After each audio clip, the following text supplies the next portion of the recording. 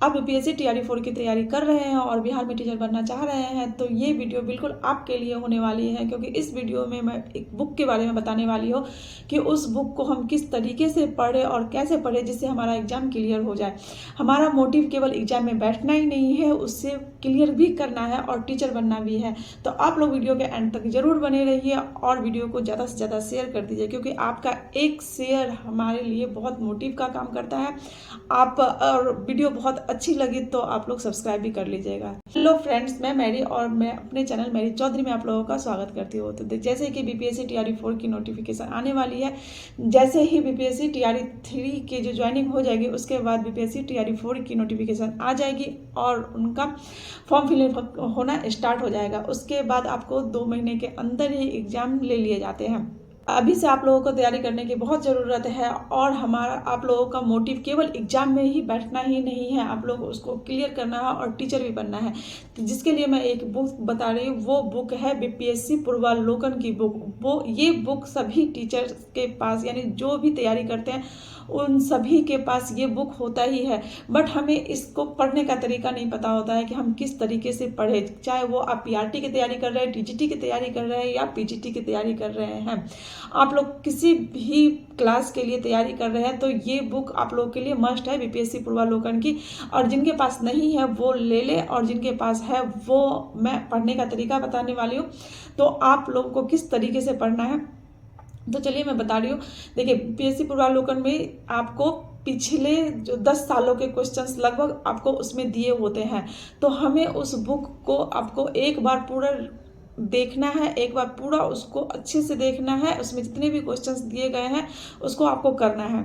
और फिर इसका यानी इस बुक का नाम ही है पूर्वावलोकन, तो इसमें आपको अवलोकन करना है कि इसमें जो क्वेश्चंस दिए गए हैं उसमें से आपको किस के बारे में नहीं पता है और किस चीज़ के बारे में आप उसको नहीं जानते हैं, या जो जानते भी हैं तो वो क्वेश्चंस के जो पैटर्न है उसका आप अवलोकन करिए कि किस तरीके से पूछे गए हैं। जैसे मान लीजिए मॉडर्न हिस्ट्री की मैं बात कर रही हूँ, तो मॉडर्न हिस्ट्री के जितने भी क्वेश्चंस उसमें एमसीक्यू दिए गए हैं, क्योंकि उसमें टीआरई 1 के 2 के 3 के और जो एग्जाम हुआ था टीआरई 3 का, वो सभी क्वेश्चंस आपको उसमें मिल जाएंगे। तो आप लोगों के पास बहुत सारा पैटर्न हो गया है एग्जाम का, जिससे आप लोगों को पैटर्न का पता चले कि किस तरीके से क्वेश्चन पूछे जाते हैं और कहाँ से पूछे जाते हैं। तो आप जैसे मॉडर्न हिस्ट्री की मैं बात कर रही हूँ, तो मॉडर्न हिस्ट्री के जितने भी क्वेश्चंस हैं आप उसको एक बार पूरा आप उसको पढ़ ले, अच्छे से पढ़ ले।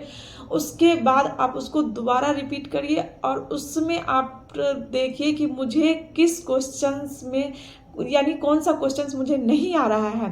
तो जो क्वेश्चन आपको नहीं आ रहा है उसके बारे में आप बुक पढ़े, चाहे वो आपके पास कोई भी एक स्टैंडर्ड बुक हो, चाहे लुसेंट की हो या कोई सी भी हो, आप वो बुक पढ़े। या आप एनसीईआरटी से पढ़ रहे हैं तो आप एनसीईआरटी से पढ़े और उस जो आपने क्वेश्चंस पढ़ा है उसके बारे में पूरी डिटेल में आप पढ़िए, तो उस क्वेश्चंस के बारे में आपको पता चल जाएगा।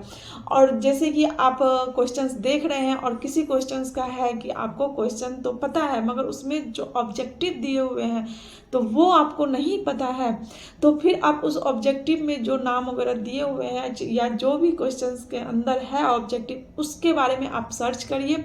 आप यूट्यूब पे भी वीडियो का हेल्प ले सकते हैं, तो वहाँ से आप सर्च करिए और उस टॉपिक के बारे में आप पूरी डिटेल में पढ़िए। आप हो सके तो नोट्स बनाइए। अगर आप नोट्स नहीं भी बनाते हैं तो 2 से 4 बार उसको जरूर रिवाइज करिए। बुक से पढ़ रहे हैं तो आप लोग अंडरलाइन करके पढ़िए और उसको बार बार रिवीजन करिए, तो जिससे होगा कि आपकी तैयारी अच्छे से हो जाएगी। और बीपीएससी पूर्वावलोकन की बुक है कि एक बार पढ़ने से नहीं होगा कि हम एक बार उसको पढ़ें और बस हमने क्वेश्चंस देख लिया और हो गया, ऐसे नहीं है। आपको कम से कम 3 से 4 बार जो एमसीक्यू उसमें दिए हुए हैं, क्योंकि पूर्वावलोकन में केवल एमसीक्यू है, तो जो एमसीक्यू उसमें दिए हुए हैं वो उस बुक को आपको 3 से 4 बार रिपीट करना है।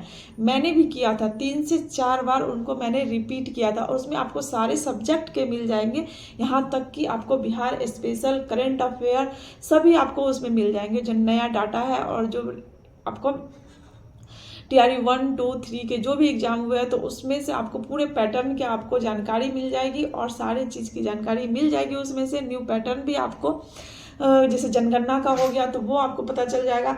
तो इस तरीके से आप उस क्वेश्चंस को बार बार रिपीट करिए और उस पर आप टॉपिक को निकाल के उसको पढ़ें, तो आपका समय भी कम लगेगा। आप उसको बार बार रिपीट कर रहे हैं तो आपको समय भी कम लगेगा और आपकी तैयारी भी बहुत अच्छे से हो जाएगी।